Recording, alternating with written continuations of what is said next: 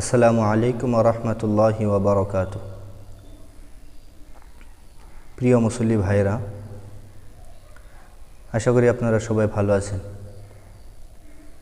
আমাদের মুসল্লি ভাইদের মধ্যে নামাজের মধ্যে এক ধরনের কিছু অংশ মুসল্লি ভাইয়েরা ভুল করে থাকেন। ভুলটা কীরকম ভুল?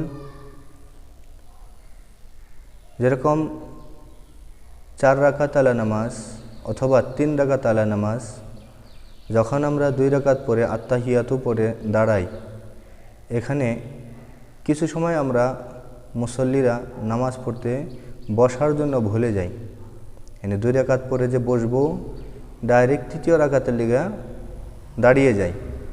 তো এক্ষেত্রে কিছু কিছু মুসল্লি ভাইয়েরা নামাজ ভেঙে দিয়ে ফির শুরু করে। তো মাসআলাটা কি? মাসআলা হলো, যদি কোনো মুসল্লি